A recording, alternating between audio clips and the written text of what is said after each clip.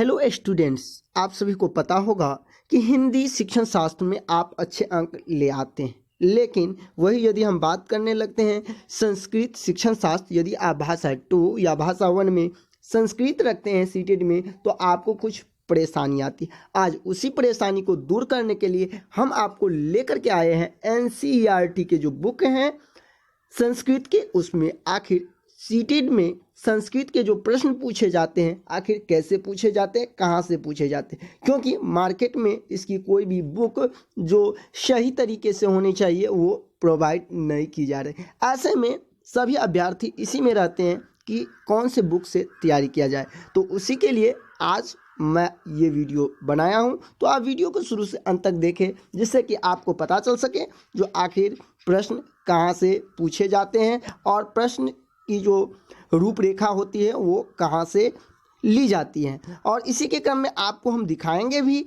जो कैसे कहाँ से प्रश्न आते हैं और कैसे हमें प्रश्न को बनाना है। तो यदि आप चैनल पे नए हैं तो चैनल को सब्सक्राइब कर ले, लाइक करें और दोस्तों तक शेयर करें।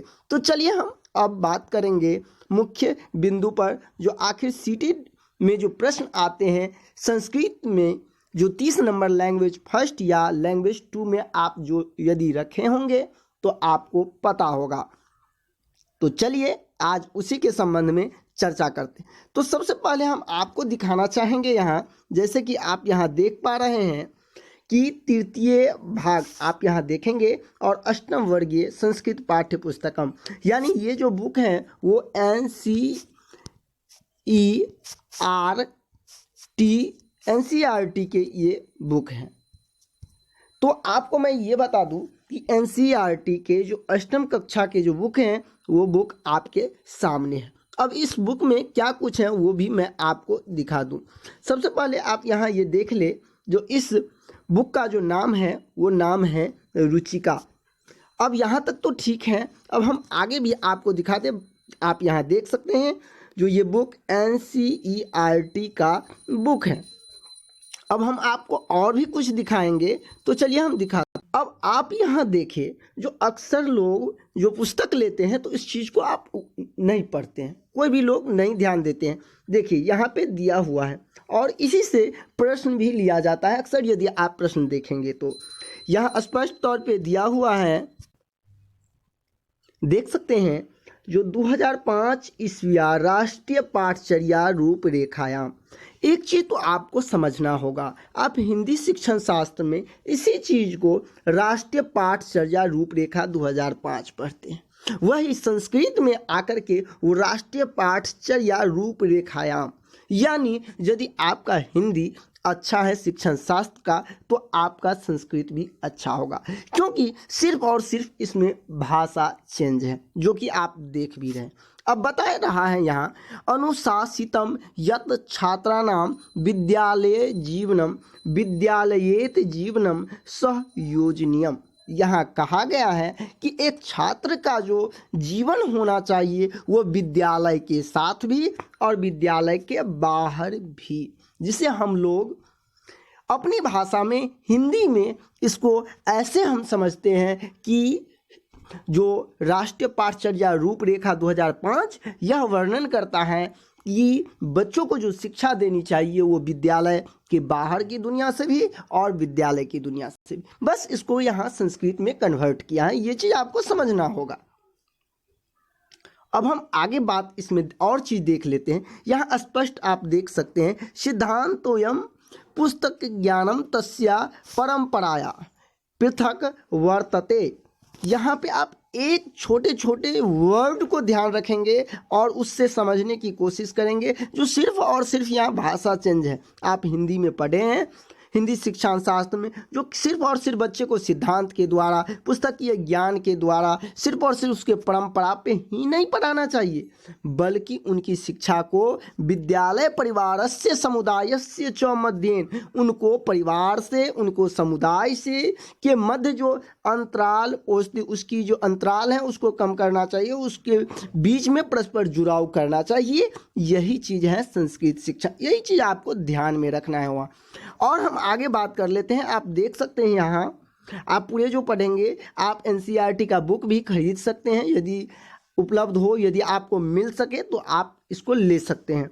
आगे हम बताते हैं, प्रयत्नस्याय सफलायाम विद्यालयाम प्राचार्याम अध्यापकने तेषु प्रयासेषु निर्भरं छात्रं ते सर्वनपि छात्राणां स्वानुभूतायां ज्ञानमति कल्पनाशील क्रिया। आप जो हिंदी शिक्षण शास्त्र में पढ़ते हैं, बच्चों को अनुभूति के साथ पढ़ाना चाहिए, बच्चों को खुद से ज्ञान अर्जित कराना चाहिए, बच्चा को कल्पनाशील बढ़ाना चाहिए। सिर्फ और सिर्फ यहाँ इसकी भाषा चेंज है। कल्पनाशीला क्रिया यानी कल्पनाशील के क्रिया के द्वारा आप पढ़ते हैं ना, विविध अवसर या विविध साधन, यहाँ क्या है, विविध साधनानाम। बस आपको ये लैंग्वेज को सिर्फ पकड़ना है, जो आखिर लैंग्वेज कैसे संस्कृत में आता है। आप वहाँ पढ़ते हैं मूल्यांकन, यहाँ आपको मिलेगा मूल्यांकनस्य। वहाँ आप पढ़ते हैं दैनिक जीवन, यहाँ में आपको मिलेगा। वहाँ आप पढ़ते हैं सृजनशील, यहाँ सृजनत्य मिलेगा। बस यही चीज़ आप सबको ध्यान देना है।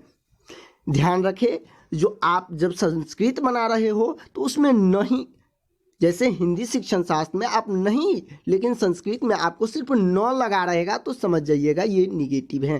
कुछ कुछ चीज़ यदि आप, जैसे कि हिंदी में आप पढ़ते हैं अवसर, बच्चे को अवसर देना चाहिए, यहाँ आपको मिलेगा अवसरम ददाति, आप समझ जाएंगे। वहाँ आप पढ़ते हैं जो बच्चे को विभिन्न गतिविधि देना चाहिए, यहाँ आप पढ़ेंगे गतिविधि नाम।